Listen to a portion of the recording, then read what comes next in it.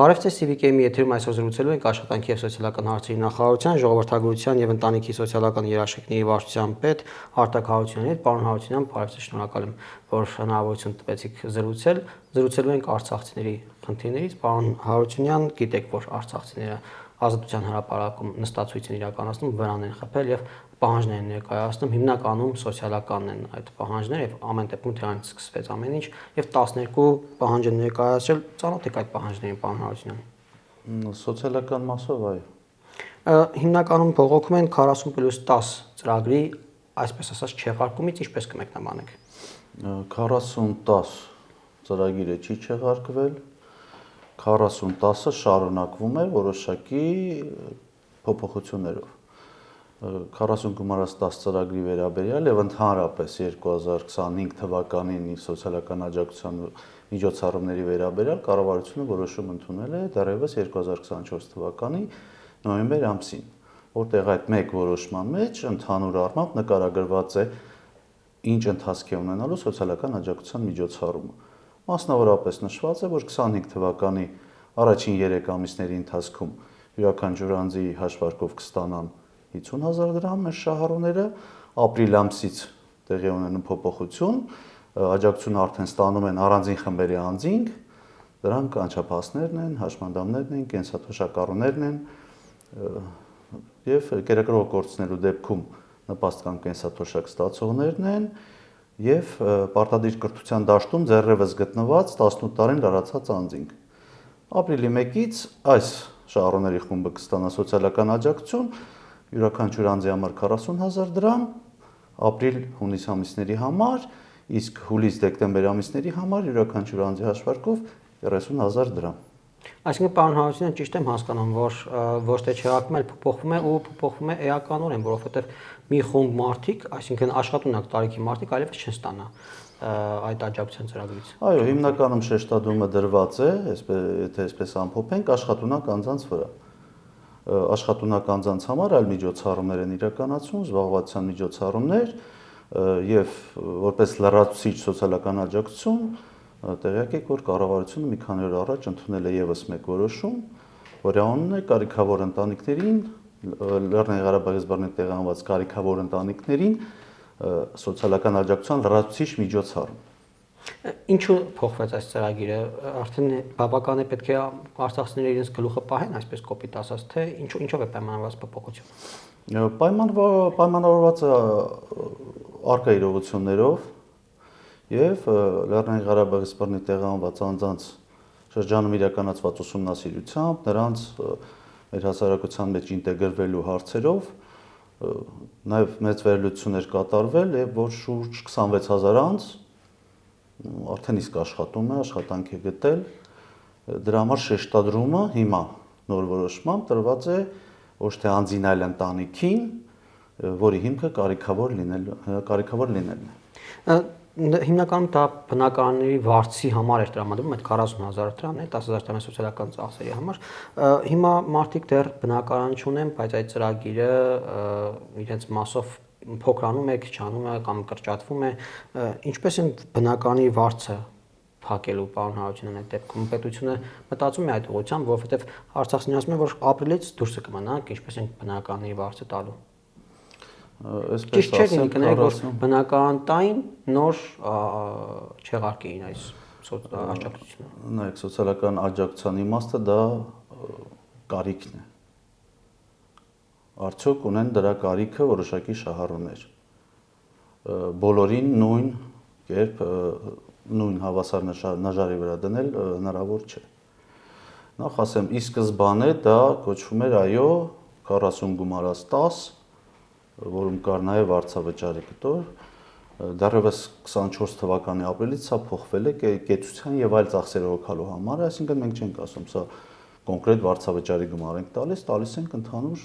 ծախսեր հոգալու համար։ Եվ որ ապացույց չեք պահանջում դրանից, որ ապացուցեք, որ բնակարանի համար եք։ Որևէ ապացույց չկար, կային որոշակի սահմանափակումներ, կար բնակարանի մասով սահմանափակումներ, քանի որ գերակշիռ գումարը, եթե բնակարանի հարցը լուծված չէ, գերակշիռ մասը այդ իրենց եկամուտները պետք է գնար դրան։ Բնակարան ապահովման ծրագիրը մեկնարկել է։ Եղել է նաև այլ ծրագիր, որը հիմա էլ շարունակվում է առանձին շրջաններից տեղահանվածների համար, եւ բոլորին միանշանակ 50,000 դրամ տրամադրելը կառավարությունը գտնում է, որ դա այդքան էլ հասցեական ծրագիր չէ, որի համար իրականացվել է այս որպես լրացուցիչ ծրագիր կարիքավոր ընտանիքներին օգնելու համար այս միջոցառումն է մշակվել։ Մի քննադատություն եւս ասում են, ինչպես եք դուք փախստականներին եւ կարիքավորներին նույնացնում, սա նույն աշինով չափել պետք չի, փախստականները այլ խնդիրներ ունեն, այլ կարգավիճակ ունեն։ Նայեք, այն միջոցառումները, որոնք անում ենք, դա բավականին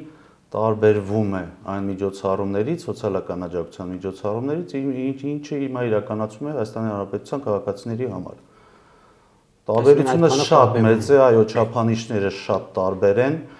եւ այստեղ, եթե այս տեսակետից նայենք, չափանիշը նույնը չէ։ Չափանիշը կիրառվում է, ասենք, Լեռնային Ղարաբաղի զբռնի տեղահանվածների համար եւ միանշանակ ասել բնակարան ունեցողը, չունեցողը նույն չափանիշն են, դա ճիշտ չէ։ Համապատասխան աշխատանք ունեցող, եկամուտ ունեցող եւ չունեցողը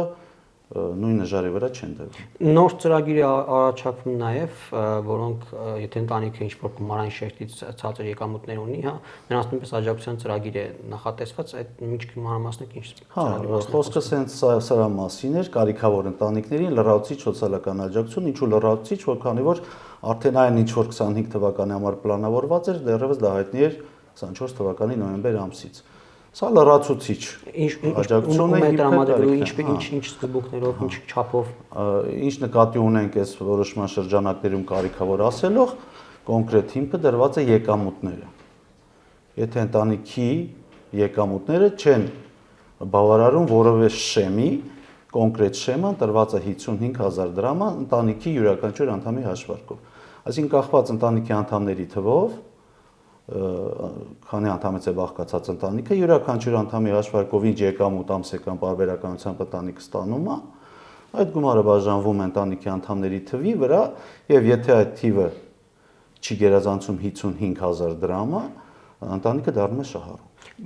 Եկեք մի հատ օրինակի վրա, որպեսզի ավելի պարզ լինի մեր քաղաքացիների համար, եթե օրինակ 5 հոգանոց ընտանիքի 3 անչափահաս երեխա եւ ամուսինները աշխատում են,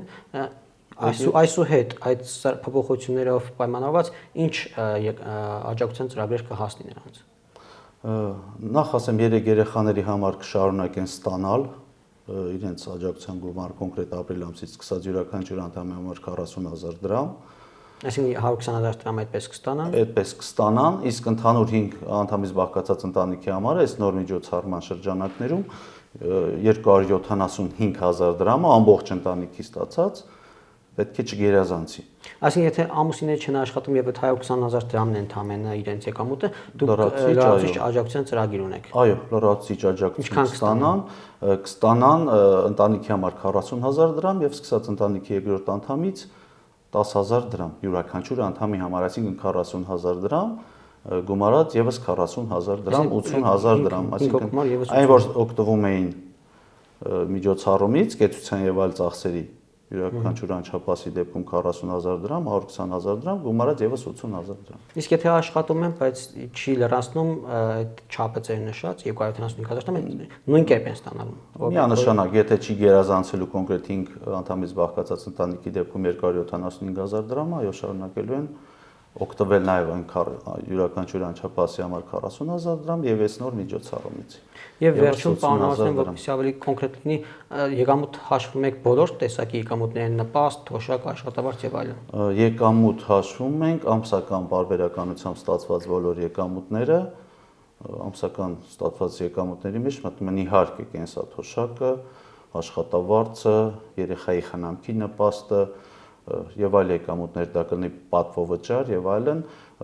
միանգամյա ստացվող գումարները, որպես եկամուտ չենք հաշվարկելու, օրինակ երեխայի ծննդյան դեպքում տրամադրվող միանվագ դրամական աջակցությունը չի հաշվարկվում որպես եկամուտ։ Եթե ընդհանուր խոսենք բանից, դիմելու կարգից, ապա համապատասխան հարթակը կբացվի ապրիլի 12-ից, մեր քաղաքացիները կարող են դիմել սկսած ապրիլի 12-ից, եթե կունենան խնդիր դիմումը ներկայացնելու, քանի որ դա նույնպես առցանց դիմում է, որի համար պետք է բացել օգտահաշվիր, համապատասխան կայքեջում, սոցիալ կայքեջում, եթե կունենան խնդիր, կարող են դիմել միասնական սոցիալական ծառայության ցանկացած տարածքային կենտրոն, դիմելու ժամանակ առաջացած խնդիրների դեպքում կստանան դիմելու ամսից սկսած եւ եթե ընտանիքը չի հասցնի դիմել ապրիլ ամսին, կդիմի մայիս ամսին, այս դեպքում կսկսենք վճարել նաեւ ապրիլ ամսվա համար։ Ընդհանուր առմամբ սա էր, իհարկե որոշումն ունի նաեւ որոշակի չափանիշներ, կան նաեւ բնակարանային, կան նաեւ ավտոմեքենայի հետ կապված, բավականին մեղմ են չափորոշիչները, եթե ձեր հարցին պատասխանեմ, համեմատած այլ սոցիալական աջակցության միջոցառումներին, որոնք չեն վերաբերում Լեռնային Ղարաբաղի զբռնի տեղահանվածներին, դիմումը շատ պարզ դիմում է, որևէ բան գցել պետք չէ, լրացնում են ընտանիքի բոլոր անդամների տվյալները, որ պետք է համապատասխանի բնակչության պետական ռեգիստրի տվյալ հասցեում հաշվառման հետ,